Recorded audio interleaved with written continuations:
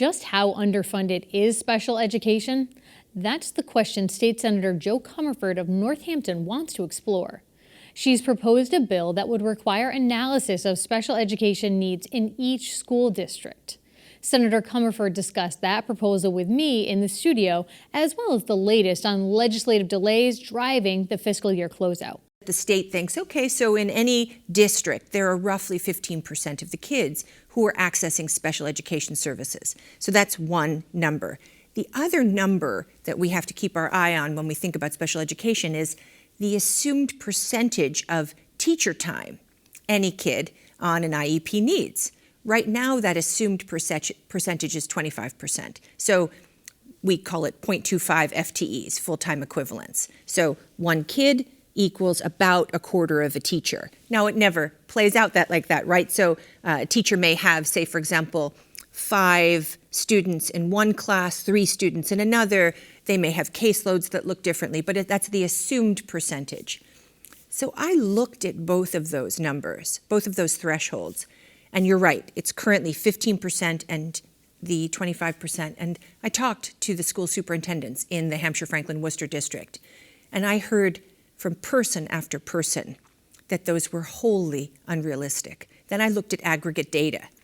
And if you're to look at our district, the 24 cities and towns, 20 of the 24 communities in the Hampshire, Franklin, Worcester district have special education thresholds that are above even the raised percentage, some very much above, to the tune of 29.5% of students who are accessing special education services. And so I thought, I have to sound the alarm here. But if you could access that aggregate data, why have your bill would call on the Department of Education, Elementary and Secondary Education, DESE, to really study, deep dive this look at special education? It's a great But if you question. have access to the data, why spend time studying something? Well, it's actually, this bill is going to quantify what we're now calling the SPED gap, SPED for special education. And then we're going to collect data, and here's the gap, on the actual need. That's never been done. So we haven't heard from our school systems in a clear way, in an accessible and public form, and one that will come directly to the legislature, what they're actually both seeing in the classroom and the need on the ground, and the ramifications of not having enough money. I want to clarify one thing for Sure. folks listening at home. You mentioned the 16%. That's the proposed change in the education bill. The House and Senate have both at this point passed. It's in conference committee. So that 16% goes up 1% from the current assumption. Exactly. Thank you. Have you talked to educators about if that's even sufficient? Because to your point, it's well over, closer to 30% in some of your areas. Yeah, no, I have. That's what actually provoked me to act. And I did. I queried the superintendents and educators, principals, other staff members in the districts. I said, hey, what about these SPED numbers? I had already received lots of testimony about special education, so I knew there was something wrong.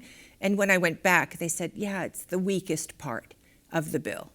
Why continue with an assumption, whether it's 15%, 16%, and 25%, if, to your point, it's not really meeting the need sufficient? Honestly, I think we were worried as a legislature about the potential cost if we were to open up the special education bucket in a way that I believe needs to happen. So I filed an amendment on the floor. I didn't get it.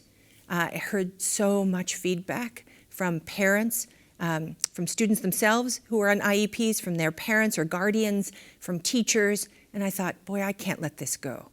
And so I talked to my colleagues in the Senate, and I said, this is not a disrespectful action on my part. I'm proud to vote yes on that bill, and I just want to help move this final ball down the field, if you will. I want to ask you about one other piece of news that came out recently. State House News reported that because lawmakers, both House and Senate lawmakers, haven't tidied up the end of the fiscal year, kind of tied it up, the state is losing interest. $500,000 thus so far, and after November 30th, $30,000 a day.